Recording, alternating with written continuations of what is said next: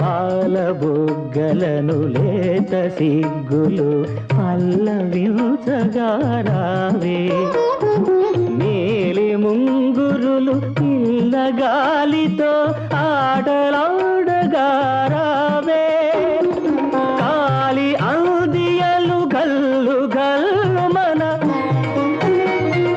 కాలి అందియలు గల్లు గల్లు మన రాజహంసల రావే ఏ దివిలో విరిసిన పారిజాతము